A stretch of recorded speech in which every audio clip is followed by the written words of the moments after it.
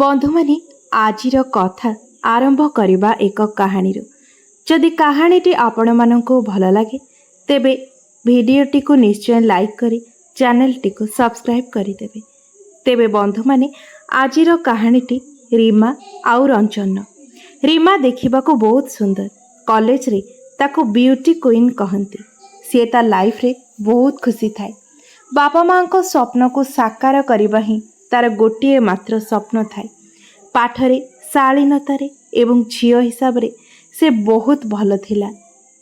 ସେ ଦିନ ରାତି ବାସ୍ ଏହା ଭାବୁଥାଏ କି କେଉଁଦିନ ତାର MBBS ସରିବ, ସେ ଡକ୍ଟର ହୋଇ ବାପା ମାଆଙ୍କୁ ସରପ୍ରାଇଜ୍ କରିଦେବ। ସେହି କଲେଜରେ ରଞ୍ଜନ ନାମରେ ଗୋଟିଏ ପୁଅଟିଏ ଥାଏ। ସିଏ ପାଖାପାଖି 3 ବର୍ଷ ହେବ ରୀମାକୁ ମନେ ମନେ ଭଲ ପାଉଥାଏ, କିନ୍ତୁ ତା ପାଖରେ କହିବାର ସାହସ ନଥାଏ। ଦିନେ ସାଙ୍ଗସାଥୀଙ୍କର କଥାରେ ପଡ଼ି ସେ ରୀମାକୁ ନିଜର ମନ କଥା ଖୋଲି କହିଲା। କିନ୍ତୁ ରୀମା ଯିଏ ନିଜ କ୍ୟାରିୟର ପାଇଁ ଲାଗିଥାଏ, ସେ ରଞ୍ଜନକୁ ଇଗ୍ନୋର କଲା। ଏବେ ରଞ୍ଜନର ସାଙ୍ଗମାନେ ତାକୁ ଚିଡ଼ାଇବାକୁ ଲାଗିଲେ। ଏହିପରି 2-3 ମାସ ପରେ ସେ ପୁଣି ରୀମା ପାଖକୁ ଗଲା ଏବଂ ତାକୁ ରିକ୍ୱେଷ୍ଟ କଲା, ଦେଖ ରୀମା, ମୁଁ ଜାଣିଛି ତୁମେ ମୋତେ ପସନ୍ଦ କରନି, କିନ୍ତୁ ମୋତେ ଟିକେ ବୁଝିବାକୁ ଚେଷ୍ଟା କର। ମୁଁ ତୁମକୁ ଦେଖିଲା ଦିନଠାରୁ ହିଁ ତୁମକୁ ଭଲ ପାଉଛି ଏବଂ ଏ ବିଷୟରେ ମୋ ସାଙ୍ଗସାଥୀମାନେ ସମସ୍ତେ ଜାଣିଛନ୍ତି। ଯେଉଁ ଦିନଠାରୁ ତୁମେ ମୋ ପ୍ରପୋଜକୁ ପ୍ରତ୍ୟାଖ୍ୟାନ କଲ, ସେବେଠାରୁ ହିଁ ମୋର ସାଙ୍ଗମାନେ ମୋ ଉପରେ ଉପହାସ କରୁଛନ୍ତି। କିନ୍ତୁ ମୁଁ ତୁମକୁ ବାଧ୍ୟ କରୁନି କି ତୁମେ ମୋତେ ଭଲ ପାଅ ବୋଲି। ହଁ, ଏତିକି ସାହାଯ୍ୟ ନିଶ୍ଚୟ କର, ମୋର ସାଙ୍ଗ ହୋଇଯାଅ। ଏତିକି ସାହାଯ୍ୟ ଟିକିଏ କରିଦିଅ, ଆମେ ଫ୍ରେଣ୍ଡସ୍ ହୋଇ ରହିପାରିବା। କମ୍ ସେ କମ୍ କେତେବେଳେ କେମିତି ଦେଖାହେଲେ ବାସ୍ ହାଏ ହ୍ୟାଲୋ କରିଦେବ, ସେତିକି ହିଁ ମୋ ପାଇଁ ଯଥେଷ୍ଟ ହେବ। ଏତିକି ମୋତେ ଟିକିଏ ସାହାଯ୍ୟ କର। ରୀମା ପ୍ରଥମେ ତ ମନା କରୁଥାଏ, କିନ୍ତୁ ବାରମ୍ବାର ରିକ୍ୱେଷ୍ଟ ପରେ ସେ ହଁ ଭରିଲା। ଏବେ ସେମାନେ କେତେବେଳେ କେମିତି କଥା ହେବାକୁ ଲାଗିଲେ। ଦିନ ପରେ ଦିନ ବିତି ଚାଲିଥାଏ ଏବଂ ଏବେ ସେମାନେ ସବୁଦିନ କଥା ହେବାକୁ ଲାଗିଲେ। ରୀମା ଯିଏ ନିଜ ଡକ୍ଟର ହେବାକୁ ସ୍ୱପ୍ନ ଦେଖୁଥିଲା, ଏବେ ସିଏ ପ୍ରେମରେ ପଡ଼ିଯାଇଥାଏ। ତଥାପି ସେ ରଞ୍ଜନକୁ ସମୟ ଦେବା ସହିତ ନିଜ ପାଠପଢ଼ାକୁ ମଧ୍ୟ ଧ୍ୟାନ ଦେଉଥାଏ। ରୀମାର ରଞ୍ଜନ ସହ ପ୍ରେମ ଦିନକୁ ଦିନ ବଢ଼ିବାରେ ଲାଗିଲା। ଏବେ ରଞ୍ଜନ ତାକୁ ଯେଉଁଠିକି ବି ଡାକେ ସେ କିଛି ନ ଭାବି, କିଛି ନ ଚିନ୍ତି ଘରେ କିଛି ବାହାନା କରି ତା ପାଖରେ ପହଞ୍ଚିଯାଏ। ହ୍ୱାଟ୍ସଆପ୍ରେ ମେସେଜ୍ ଆସୁ ଆସୁ ସେ କିଛି ସେକେଣ୍ଡରେ ହିଁ ସାଙ୍ଗେ ସାଙ୍ଗେ ରିପ୍ଲାଏ ଦେଇଦିଏ। ଏକୁଟିଆ ଭେଟ ହେବା, ଦୁହେଁ ଦୁହିଁଙ୍କୁ ଗିଫ୍ଟ ଦେବା ଏବଂ ଶେଷରେ ଶାରୀରିକ ସମ୍ପର୍କ ସ୍ଥାପନ କରିବା, ଏସବୁ କିଛି ସେମାନଙ୍କ ମଧ୍ୟରେ ଚାଲିଥାଏ। ଏବେ ଆସିଲା କାହାଣୀରେ ମୋଡ଼। ହଠାତ୍ ରଞ୍ଜନ ଟିକେ ଟିକେ କଥାରେ ଚିଡ଼ିବାକୁ ଲାଗିଲା।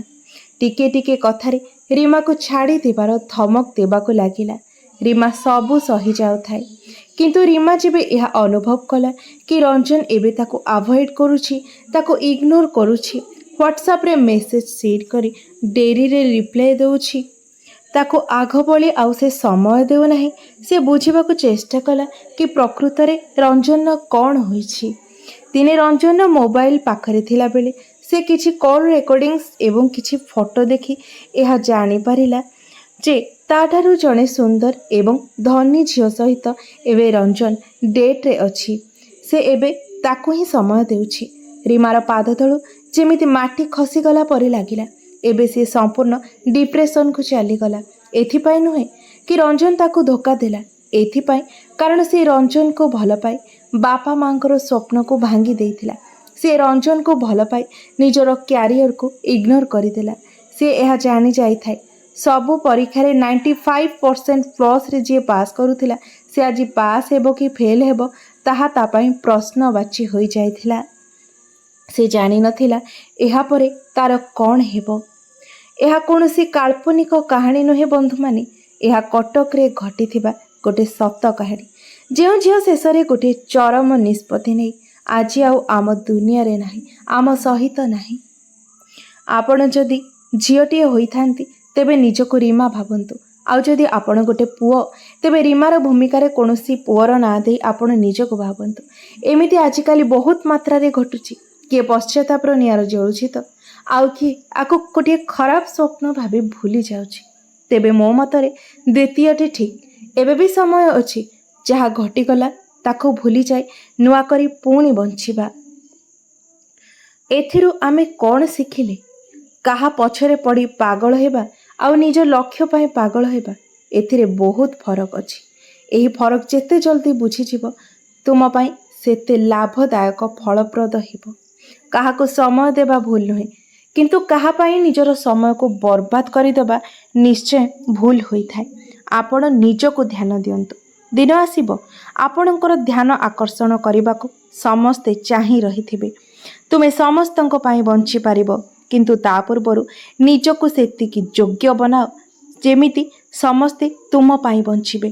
ସମ୍ମାନ, ଇଜ୍ଜତ କି ପ୍ରତିଷ୍ଠା ଏମିତିରେ ମିଳିନଥାଏ, ସେସବୁକୁ ଅର୍ଜନ କରିବାକୁ ପଡ଼ିଥାଏ। ନିଜ ଗୋଡ଼ରେ ଠିଆ ହୁଅ ବନ୍ଧୁ। କେତେଦିନ ପର କାନ୍ଧରେ ବୋଝ ହେଉଥିବ? ତୁମେ ଚାହିଁଲେ ସବୁ କରିପାରିବ, ସବୁ ପାଇପାରିବ। ବାସ୍ କେବଳ କରିବାର ପ୍ରତିଜ୍ଞା ଦୃଢ଼ ହେବାର ଦରକାର ଅଛି। ପ୍ରେମ କରିବାକୁ ସାରା ଜୀବନ ପଡ଼ିଛି, କିନ୍ତୁ କ୍ୟାରିୟର ଗଢ଼ିବାକୁ ଗୋଟିଏ ନିର୍ଦ୍ଦିଷ୍ଟ ସମୟ ଆମ ପାଖରେ ରହିଥାଏ। ସଫଳ ହେବା ପରେ ତୁମ ପଛରେ ହଜାର ପଡ଼ିବେ। ସେଥିପାଇଁ ଆଜି କୌଣସି ଜଣକ ପଛରେ ପଡ଼ି ନିଜର ମୂଲ୍ୟବାନ ସମୟକୁ ହରେଇ ଦିଅ ନାହିଁ। ନିଜକୁ ଏପରି ତିଆରି କର ଯିଏ ତୁମକୁ ଆଜି ଇଗ୍ନୋର କରୁଛି, ସିଏ ତୁମ ସହ କଥା ହେବା ପାଇଁ ତୁମ ଆଗରେ ଭିକ ମାଗିବ। କେହି ଯଦି ଧୋକା ଦେଇଛି, ତେବେ ସେହି ଧୋକାକୁ ନିଜ ବର୍ବାଦୀର କାରଣ ନ କରି ତାକୁ ସଫଳତା ପାଇଁ ବାହାନା ବନେଇ ଦିଅ। ତାକୁ ଦେଖେଇ ଦିଅ ସିଏ ତୁମକୁ ହରେଇ ତା ଜୀବନରେ କ'ଣ ସବୁ ହରେଇ ଦେଇଛି। ଏ ଦୁନିଆରେ ଅନେକ ଲୋକ ଜନ୍ମ ନିଅନ୍ତି, ଅନେକ ମରିଯାଆନ୍ତି, କିନ୍ତୁ କହିପାରିବ କେତେ ଜଣଙ୍କର ନାଁ ଆପଣ ମନେ ରଖିଛନ୍ତି? ସେଇମାନଙ୍କର ନାଁ ମନେ ଥିବ ଯେଉଁମାନେ ତାଙ୍କ ଜୀବନରେ କିଛି ଉପଲବ୍ଧି କରିଛନ୍ତି, ତାଙ୍କ ଜୀବନରେ କିଛି ହାସଲ କରିଛନ୍ତି। ଆପଣ ସେହିପରି ହୁଅନ୍ତୁ। ନିଜକୁ ଏକ ବଡ଼ ବ୍ୟକ୍ତିତ୍ୱର ନାଁ ଦିଅନ୍ତୁ।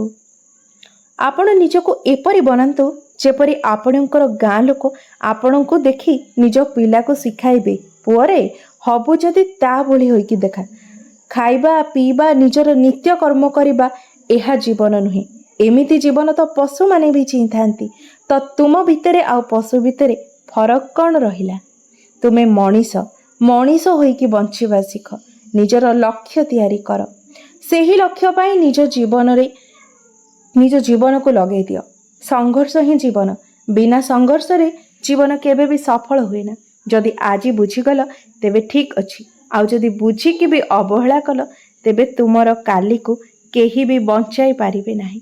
Love, romance, social media, PUBG, free fire, reels, shorts, ଯଦି ଏସବୁରେ ମଜିକି ରହିଗଲ ନା, ତେବେ ତୁମେ ବାସ୍ କିଛି ଦିନ ପାଇଁ ହିଁ ଖୁସିରେ ରହିବ।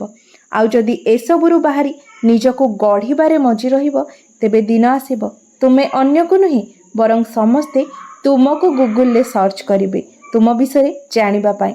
ସବୁ ପ୍ଲାଟଫର୍ମରେ ତୁମର ଚର୍ଚ୍ଚା ଥିବ। ବହୁତ ବଡ଼ ଲୋକମାନଙ୍କ ମୁହଁରେ ବି ତୁମର ହିଁ ପ୍ରଶଂସା ଥିବ।